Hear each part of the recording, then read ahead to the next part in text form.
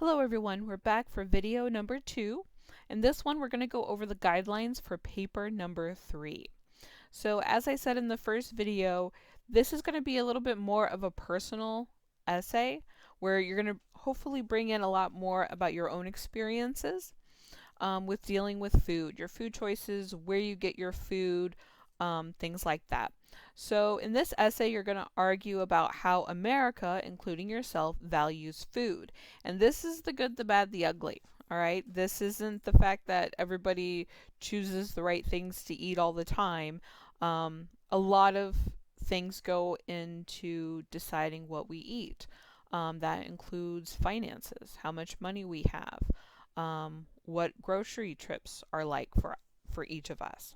Okay, so in our first bulleted point here, so your introduction is going to be very personal, kind of give a daily routine of what it looks like for you. So when you get up in the morning, do you have breakfast? If you do, what do you eat? Some people don't have breakfast. Some people just have coffee. Are you the type of person to make coffee at home, or do you go to Starbucks or Panera or another, the coffee hound, something like that, to go get your coffee in the morning? And then do you go to school? Do you go to work? What's lunch like for you? Do you skip lunch? Do you take lunch with you? Are you a person who meal preps? Do you go home for lunch? Do you eat out? And then any kind of snacks that you have throughout the day, and then what does dinner typically look like for you? Is it something that you eat on your own? Do you eat with your family? My hairdresser growing up, she always thought it was weird that my family never like sat down as a regular family every evening to eat dinner. We never did that. Most of the time, my dad was working second or third shift, so he couldn't. When I was younger in elementary school and we were living with my grandma for a couple of years, we did it a little bit more with her. But my mom was the type of person that she would be exhausted after working all day. Um, a lot of times it was a frozen pizza, or she'd do mac and cheese with tuna fish and peas. Something simple that you could cook in the evenings, and we just kind of fended for ourselves.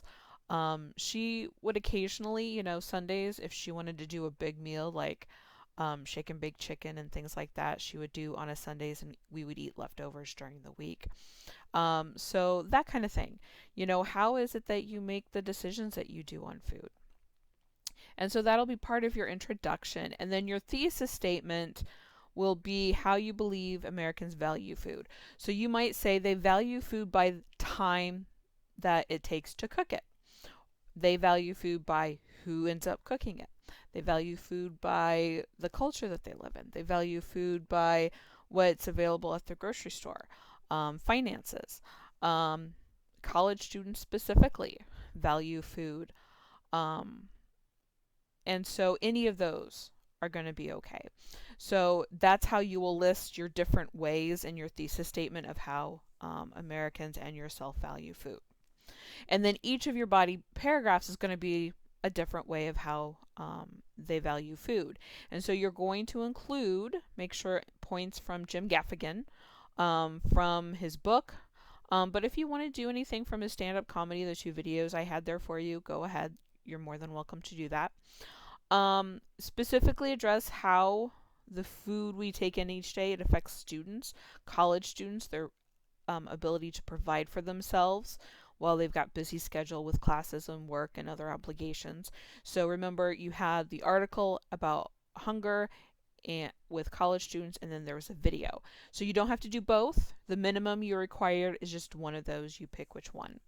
And then the video by Michael Pollan, How Cooking Can Change Your Life. You can do this, but if you have Netflix and you want to use um, the episode Water from Cooked, you are more than welcome to. Just let me know if you're going to do that. I'll send you the information about how to write that citation. But again, this video here that I've got on Cobra, it's the same information. It's just not as snazzy. It's just a speech he's giving. But he talks about our lifestyles, about how it takes time to cook. Who does the cooking? How the food industry has changed the way we look at it. How eating and preparing food seem to be 2 different things. Um, how our traditions and our addictions have changed because of what the food industry has done.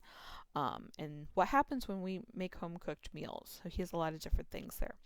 And then also don't forget the Ghana article you have to include, and then one of the articles where they have the photos of the family. Okay, so all of that can be used to help create ways that we value food or don't value food, however you want to see it. But then that's a lot of good resources to use. Now, if you want to use two other resources on your own, that's fine, but make sure you get them approved by me. Okay, I still had students in paper number 2 not getting sources approved by me beforehand. So if you want a source approved by me, you have to get that, send that to me. So make sure you're using examples from the sources, but also from your own personal background as well. And then make sure you're following pies with all of that. You're circling it back and supporting your thesis statement, all of that good stuff. And then make sure that you end it with a works cited page and your in-text citation for the source. This paper will be 1,600 words in length, so we're going up a little bit in word length, so that's about 5 to 6 pages. Remember, that does not include the works cited or the title page, and you will receive a 0 if it's even one less word. Remember, title page is going to have your name, food paper, the title, and then the date. Make sure that is all in font size 14. The rest of your paper needs to be in font size 12, Times New Roman, double spaced. Remember, don't use you or your. Okay, if you're talking about Americans, say Americans. If you're just talking about people in general, say people. If you're talking about college students, say college students. Okay, you don't want to talk to your reader. But if you want to say I, me, my, those are all okay to do. Okay, and then here listed are all the assignments and their due dates. The ones in green are the sources that all you have to do is read them, watch the videos. There's no written assignment attached to them. Okay, so the green are just sources with no written assignment attached to them, but they are required to be in your paper. All right. And so the outline then will be due on Wednesday, November 11th with the works cited page. There's the rough draft due on Monday, November 16th, and then final draft due Sunday, November 22nd. All right, so make sure you get started. There's a number of different assignments you have to do in the pre-writing assignment folder. All right. Jim Gaffigan had questions. This one, how you value food and the things you notice from the photos. In the article, you have to submit, as well as the questions for the Ghana article. So there's 3 here that you have to do for assignments.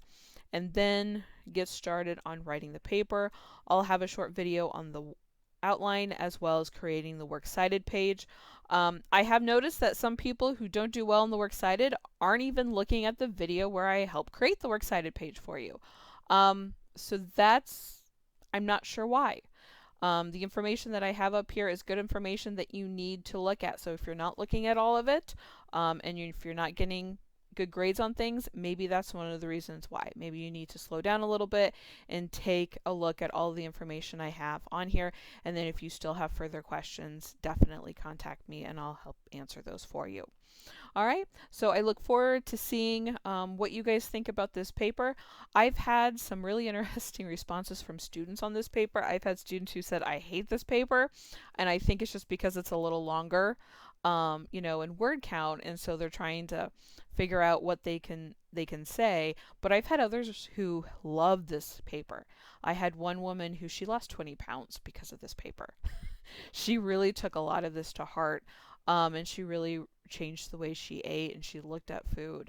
I had another student who he wanted to make more friends, and he also wanted to learn how to eat better and to meal prep.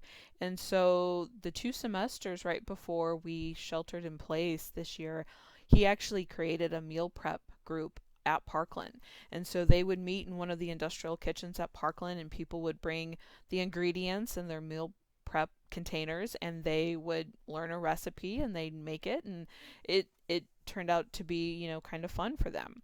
So it's really interesting to see what students have to say about this. Okay, so if you have questions, if you're like, oh, I can't get this word count, I'm not sure what else to write about, please let me know. Don't sit there and continue to get stuck.